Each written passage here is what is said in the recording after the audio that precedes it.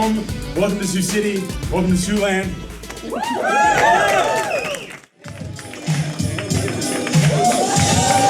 Ladies and gentlemen, the next president of the United States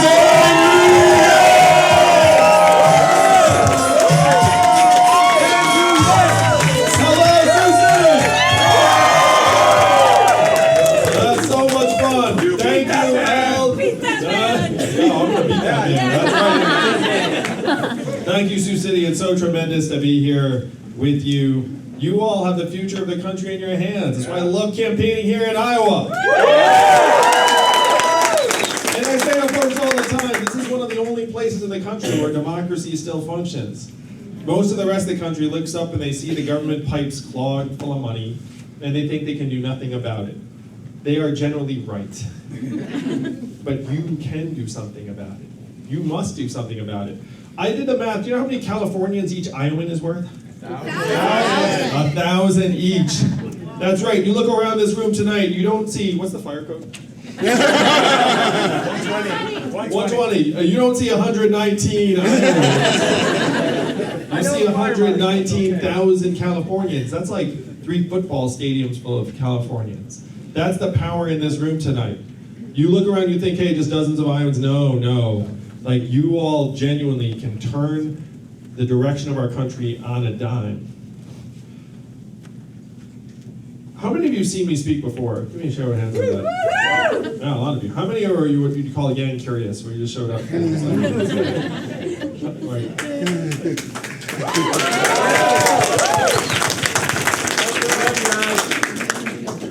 So I'm going to speak as if you understand me and the campaign pretty well, and actually just cut to some of the non-stump speech type stuff. For those of you who've never seen me speak before, you can just go to YouTube, Andrew Yang, and all the stuff. There'll be like variants, talks, robots. Joe Rogan. Joe Rogan. Joe Rogan, you need to sit down and actually invest a little bit of time. I love that combo.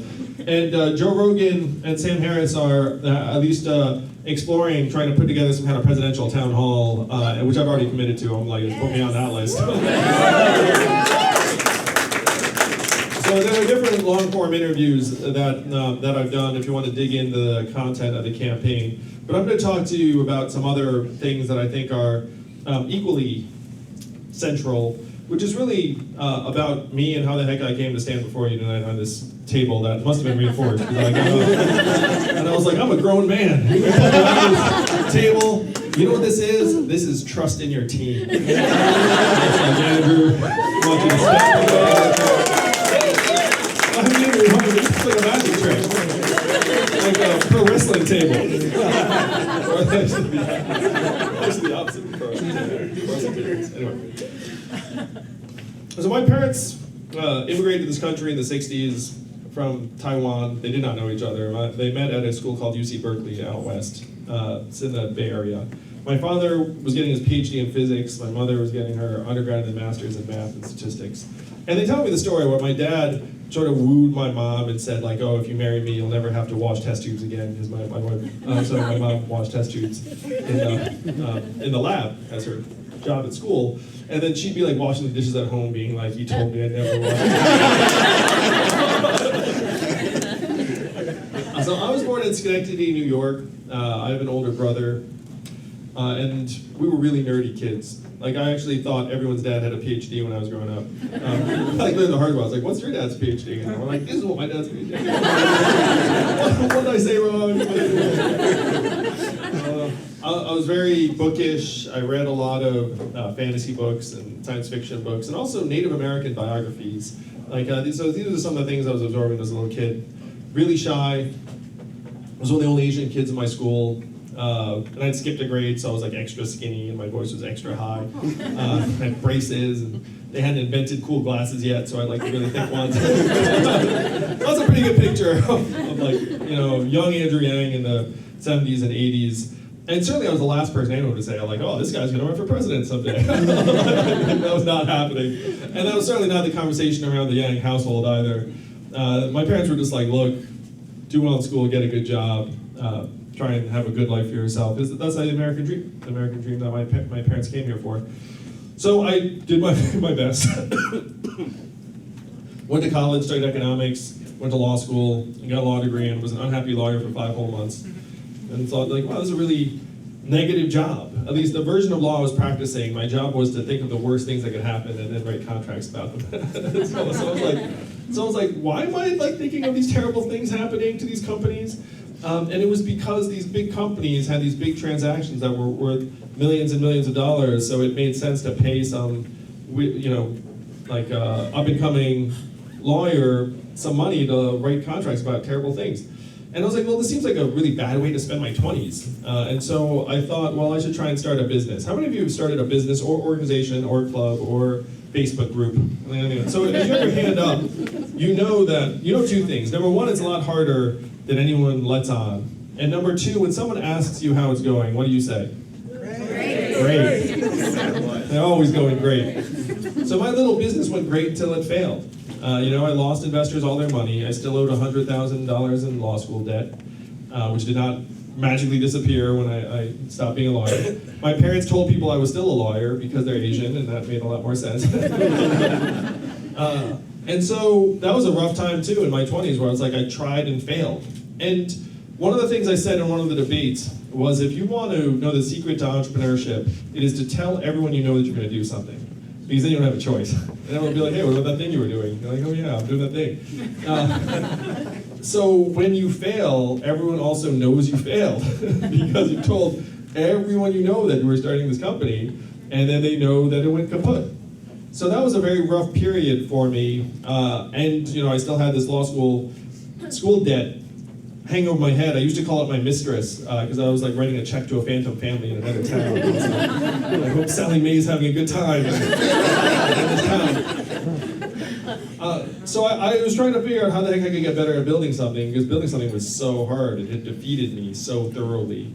But I became the sidekick to a more experienced entrepreneur for 4 years, and then I joined a company and became the CEO after a year or 2. And that company grew to become #1 in the United States and was bought by a public company in 2009. So that was my journey. It took 10, 11 years, something along those lines. Like a lot of stumbling, a lot of failure. And the failure stuck with me. Where just like being the skinny, awkward Asian kid stuck with me, like being the failed entrepreneur stuck with me.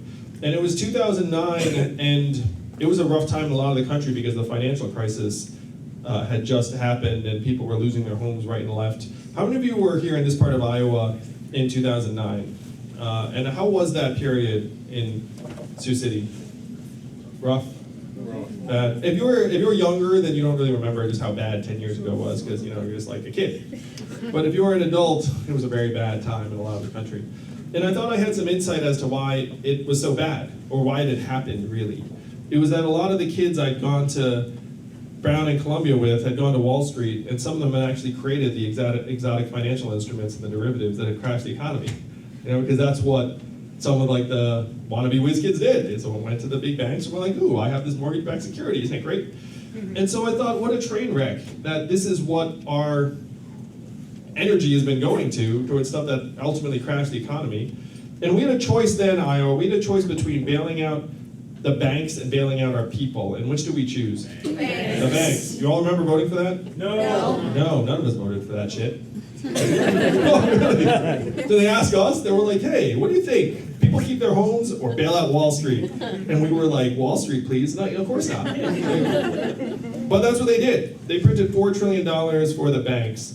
And I saw this happen and was so disgusted. I was like, I cannot believe that this is where the country is right now. And I was so shaken by it that I quit my job. I donated some of my savings to start a new nonprofit called Venture for America. I started calling rich friends with a question, do you love America? And then the smart among them said, what does it mean if I say yes? And then I said, at least $10,000. And then 12 of them said, I love America for $10,000. I was like, oh, I thought you did. So my money plus their money was about $250,000, and then we got started, and it grew to the millions. Ultimately helped create thousands of jobs around the country, is still going, so that number is still going up. Was honored by the Obama administration. I got to bring my wife to meet the president, so my in-laws were really excited about me for like a week. And they were like, oh, she did all right, look at the pictures. People being like, anyway. No, Trevor Noah was joking. It's like Andrew Yang was one of Obama's entrepreneurship ambassadors. Why doesn't he talk about that all the time? You know, because every other candidate seems to be like Obama this, Obama that. So I was doing this work in communities around the country. My organization helped aspiring entrepreneurs in Detroit, Cleveland, Baltimore, St. Louis, Birmingham. Proof that I never intended to run for president. No operations in Iowa. You know, if I had any political inclinations, I'd be like, it would be a great place to have a Venture for America site, Des Moines, Iowa City. So, like, I had zero political ambitions. My wife actually jokes about the prospect of my running for office because she's like, you'd be a terrible politician because you don't lie well. So I spent 7 years running this nonprofit. How many of you all have worked at a nonprofit or volunteered at a nonprofit? So you have a sense of what that work is too. And that work is the best and worst of all worlds, in my opinion. It's the best because you get to do the most earnest, idealistic, pro-social stuff under the sun. It's the worst because you're pushing forward, but you never have the resources you need, you almost never have the support you need, you never have the money you would need to actually solve the problem, and you're not allowed to complain about it ever. Because if you talk about, hey, why do we have more money, then people are like, you're not here for the money. You're here for the work itself. And as someone who ran a nonprofit for 7 years, I lived this. I was getting lauded and applauded, and there's a movie made about my organization, like Obama administration, about like all this stuff. And I was like, you don't get it. I'm just scratching the surface of the problem. And as I'm pouring water into this bathtub, there's like a giant hole and the water's rushing out the bottom. And so I don't deserve congratulations or accolades. Like, I'm just like, look, the freaking water's leaving the bathtub at this like massive rate. Like these few thousand jobs we've helped create that you're trying to celebrate me for are just a drop in the bucket. And then Donald Trump became our president in 2016. Now, if you're here tonight, chances are you were not excited about that outcome. But every one of us has family members, friends, and neighbors who were excited about that outcome. And to me, this was a giant red flag. This said, wait a minute, tens of millions of Americans thought that taking a bet on the narcissist reality TV star was the right way to go. Like, that's not a casual thing. I mean, this is like a turning point in our country's history. And to me, this was a stop sign where I said, okay, let me figure out what the heck just happened. You know, here I am, like Mr. Entrepreneurship, like around the country getting celebrated, and then Trump wins. It's like, wait a minute, like, stop the press. So I started digging through the numbers to figure out how the heck Donald Trump won, how he won Iowa by 8 points. You all are traditionally purple, and Trump won this place by a mile. If you turn on cable news today, why would you think Donald Trump won? Russia. Clinton. Emails. Facebook. Racism. FBI. Stormy Daniels, really?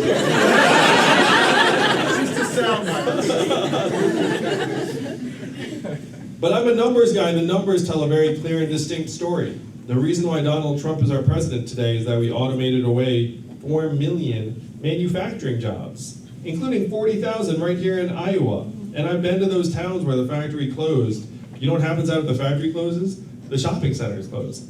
You know what else happens? People start leaving. And then, you know, your property values go down, school starts emptying out. Like, you've seen this in towns in Iowa. And what happened there is now spreading to retail and fast food and call centers and eventually truck driving all throughout the economy. You lost 40,000 jobs. Where were the other 4 million or 3,960,000? 3,960,000. Wisconsin, Michigan, Pennsylvania, Ohio, Missouri. If that list of states sounds familiar, those are all the swing states that Donald Trump needed to win and did win, because that's where we gutted most of these manufacturing jobs. And I saw this adventure for America when I was doing the work. I was doing work in Detroit. Detroit, peak population, 1.7 million. Today's population, 680,000. So you look around and you can look at a block this way and then you just like turn 90 degrees and it's like freaking like desolation and wasteland, abandoned. And you know, it's like every 90 degrees gives you a different picture. So I understood to some extent how the heck Trump won, and I knew that this fourth industrial revolution that had blasted these manufacturing jobs was about to accelerate. Because I'm friends with a bunch of the techies. I raised millions of dollars from the techies for Venture for America. I went over there and was like, hey guys, like, you want to help rebuild the country through entrepreneurship? Like, sure, that sounds like a good idea. So, so raise money and then become friendly with them and be like, hey guys, are we automating away all the jobs? And they're like, oh yeah, we're doing that. And then it's like, how do you feel about that? Like, not very good. So there's a bunch of confusion around why Trump wins. And then I go to the folks in DC and I'm like, what are we going to do about the fourth industrial revolution? What do you think the folks in DC said to me when I said, what are we going to do? Nothing. Can't help you. I can't help you. Don't care. The three big answers I got were, Andrew, we cannot talk about that. Number two, Andrew, we should study that. Number three, Andrew, we must educate all Americans for the jobs of the future.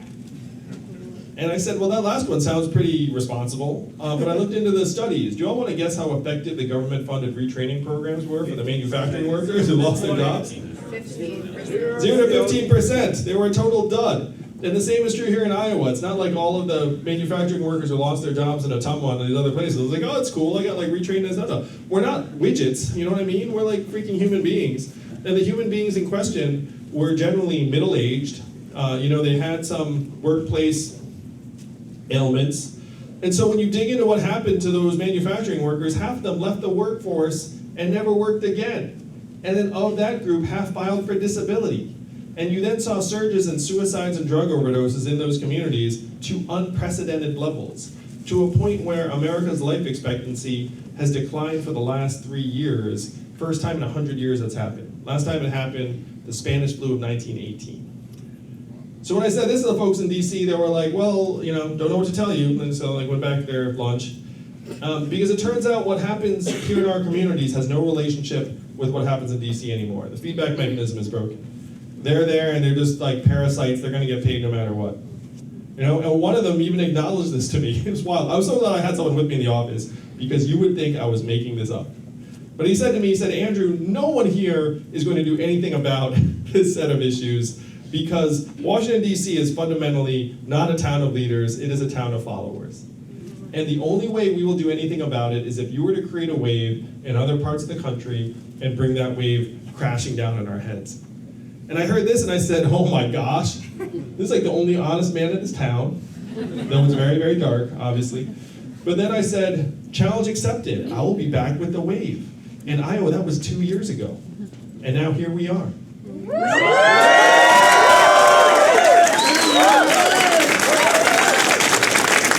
So 2 years ago, no one had ever heard of Andrew Yang. That's one reason why when I was like, I'm going to run for president, they were like, president of what? Oh, it's true. I got some people who like wept tears of joy and were like, oh, but most of them are like, president of what? But now, as we're here tonight on this Saturday night, I was just 5th in a recent national poll.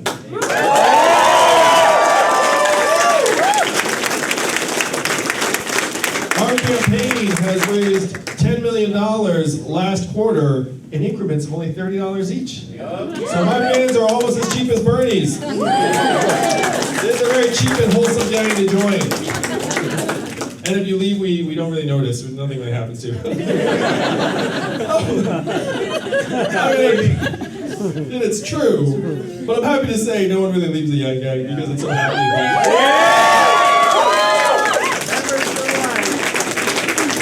And I'll say this, it's backed up by the numbers, where if you dig into the support for different candidates, it's very, very soft, just about everyone. And the highest conviction supporters are for this campaign. Yeah. The highest conviction where they were like, I'm sure I'm voting for that guy. Yep. I would be unhappy with other candidates. Other people would be like, it's my person, but I could change my mind and I'd be happy with a few others. This is in the numbers. And I'll see it. So these 2 years have been tremendous.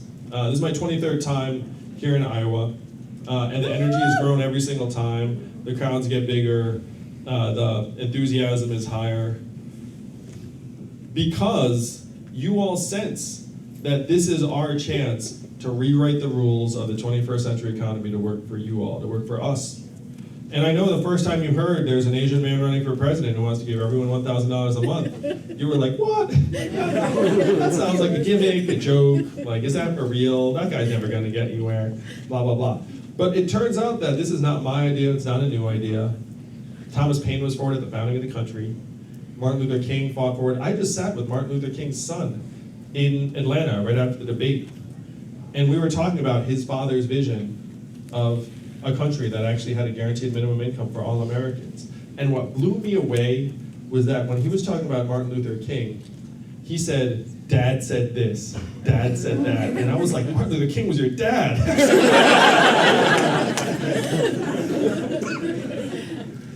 which he was. I mean.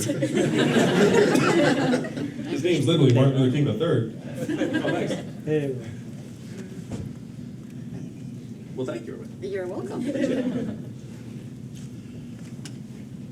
So it's not a new idea, it's not my idea. And if you think about what $1,000 a month would mean in your hands, where would you spend the money in real life? Here in Iowa. Most of it would be right here in Iowa, right? A little bit of it would float up to the cloud. You might get your own Netflix password because you're tired of it. Kids can get their own. But most of it would go right here in Iowa to car repairs you've been putting off, and daycare expenses, and Little League signups, and local organizations. Iowa, this is the trickle-up economy, from our people, our families, and our communities up. And it goes from being out there to necessary and inevitable very, very quickly. I will say that if I were to talk about this in other parts of the country, they might legitimately look up and say, like, oh, that can't be done. But here in Iowa, whatever you say is where the rest of the country will go. That's the magic of this place. That's why I love it so much.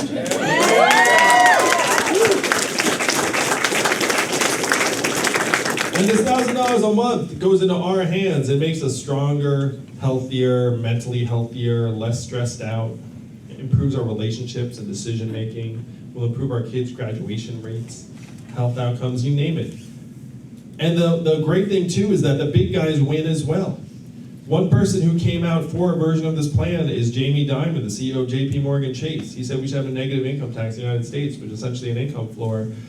And one reason he's for it is I think he knows it would be pretty good for Chase if people were getting $1,000 a month. Do you think more people would sign up for a bank account? Yeah. Do you think more people would, like, upgrade from whatever the heck to AT&T? I don't know what's below AT&T.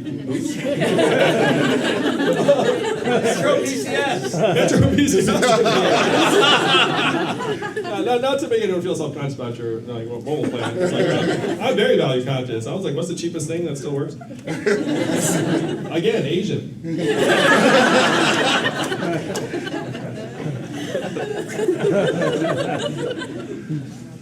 So this is good for us, it's also good for business. This is the virtuous cycle. It's a trickle-up economy that we can make real very, very quickly. We must make real.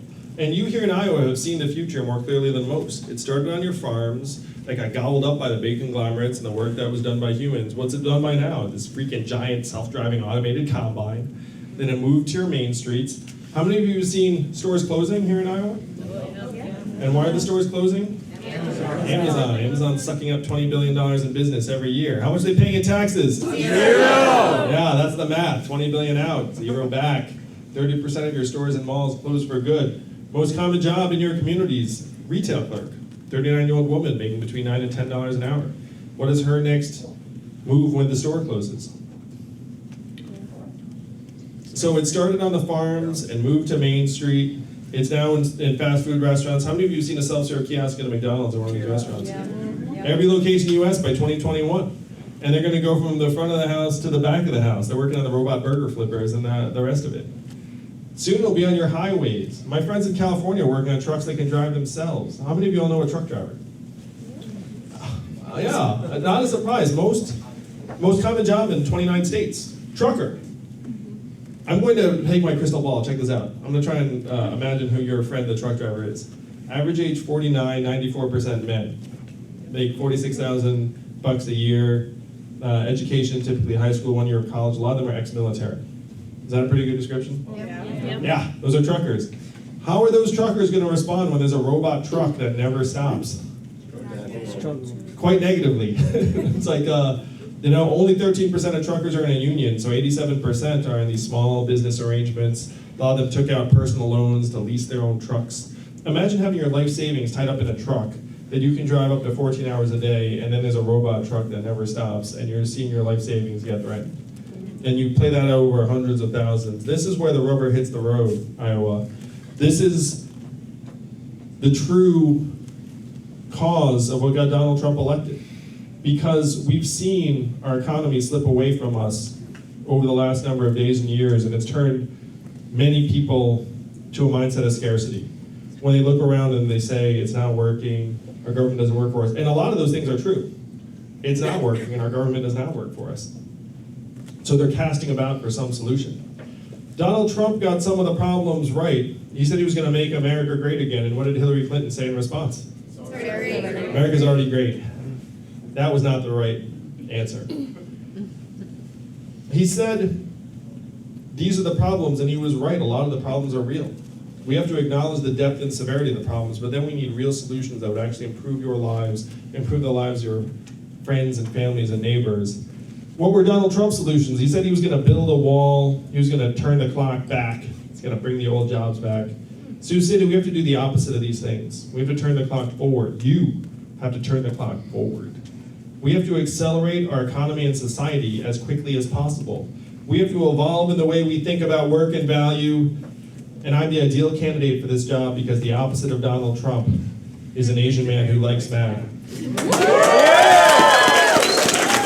What does math stand for, Sioux City? Make America think harder! That's right, we're gonna make America think harder. We're gonna make history in 2020, and you are gonna take the country not left, not right, but forward! Let's work for it, let's fight for it, and let's leave our country to our kids in a shape that we're proud of. Thank you so much, Sioux City.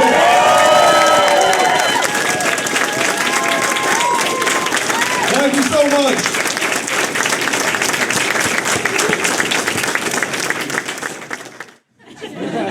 It's party time here in Sioux City, Yang Yang headquarters. Yes, miss. Yeah. So I'm a special education teacher. My first job was preschool with children with autism. And the problem that we're facing right now is we have so many kids coming in who have mental health issues. Yes. For instance, I just got the shit kicked out of me this week by a fifth grader who has mental health issues. We had to call the police because she's as big as me. Yep. And it's literally because we have no way of helping her. Yep. It's not her fault. Every Nope. adult has failed her. Yep. What do you plan on doing about that, and where's the money going to come from? Yeah. First, let's give her a round of applause. And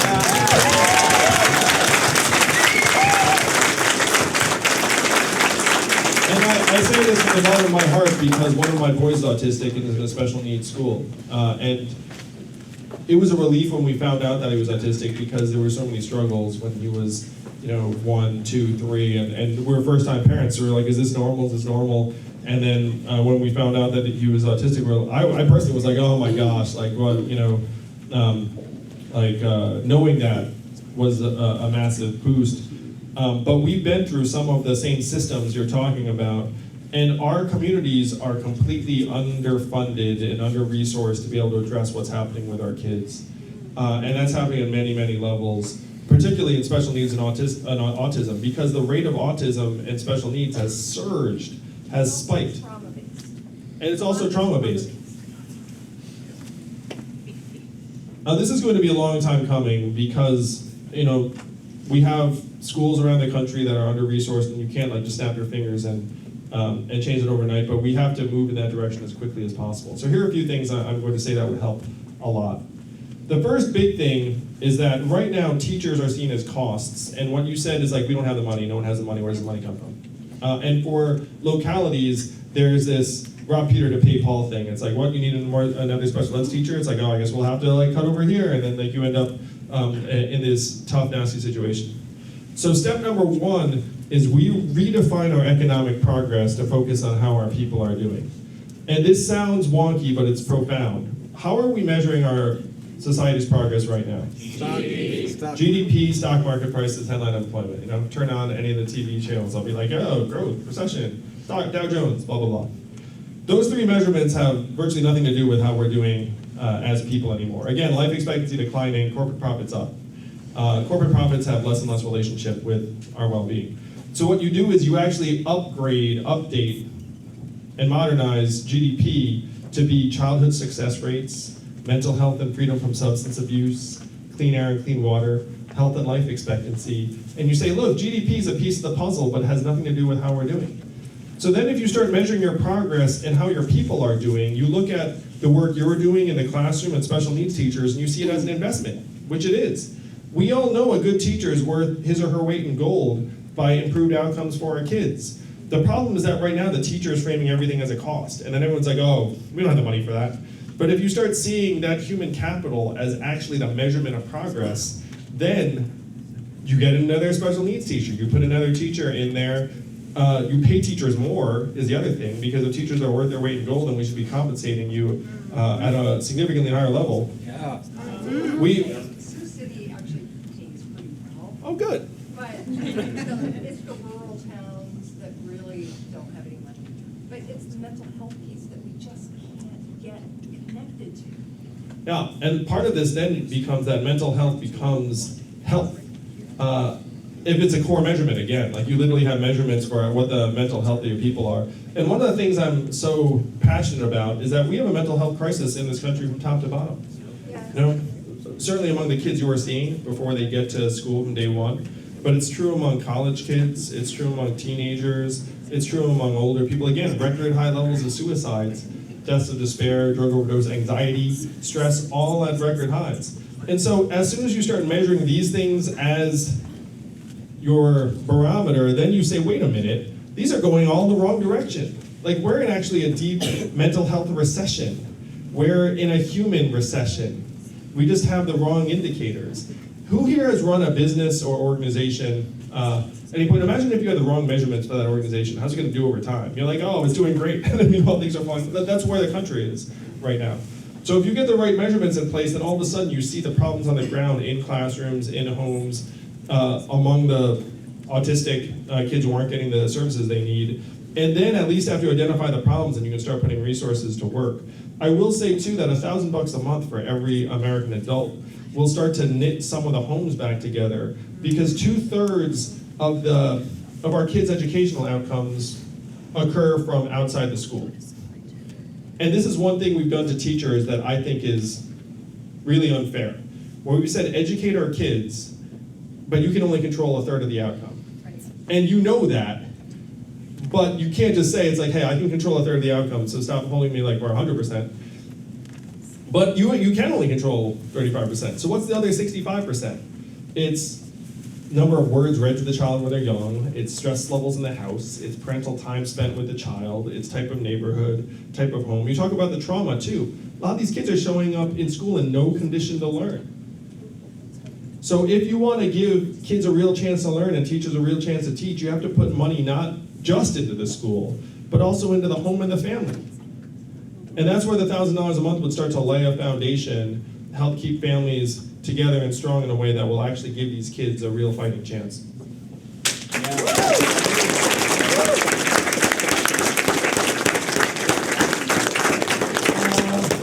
Yeah, sir. Yeah. So I've been out in a lot of the rural county. I'm part of the staff. I hope it's not cheating to ask a question. Well, I didn't know, so it must not be cheating. He's a plant. I know exactly what he's going to ask me. And it's this. Andrew, how are you so innovative? Kidding. Go ahead. Do you have a plan to address rural broadband in a lot of these areas where they're really struggling to compete on? Oh yeah. We have a plan to get us up to 99.9% broadband access. And this is just a tiny emblem of what's gone wrong in the country. Why do rural areas not have broadband? Because the internet service provider said, I can't make money by laying that wire, so I'm not going to do it. That's really the whole equation. So if you as a country say, hey, you know what? I think broadband access should be near universal for just about every citizen. So then you just go to the internet service provider and be like, okay, like if we subsidize your laying that fiber, how long is it before you get paid back? Because you're going to make some money. So if we subsidize this fiber, there is a period, and then just do the math. The government lays that subsidy and just gets paid back over the period. it's really straightforward. It's just our government doesn't care enough to actually help wire that last mile, figuratively speaking. It's more like last 10 miles or 20 miles, whatever it is. But the other thing I want to say is that it's not like wiring a rural area with broadband will create jobs in that area. And that's something that when politicians talk about, it drives me nuts. It's like if you have high-speed internet, that doesn't give you a job. It just means you can download stuff faster and do things like at a higher speed. But the internet doesn't create jobs like that. And the internet, as someone who's an entrepreneur, the internet is as bad or worse for entrepreneurship than it is good. Because generations ago, what businesses might you have started? Hardware store, flower shop, like a lot of stuff that now makes zero sense. What the internet enables us to do is essentially become subsistence workers, like by trying to like hawk stuff on like Etsy or eBay, but none of those jobs have benefits, they don't pay enough, et cetera, et cetera. So to answer your question, to get over this broadband desert, you need public resources, but you get paid back over a 5 to 10 year period. It's a no-brainer. 99.9% rural access. I can get that done in my first term as president. All right, those were my 2 questions. I'm so sorry, but a lot of times when people have a choice between questions and selfies, they like those selfies. So thank you, Iowa. Let's make history.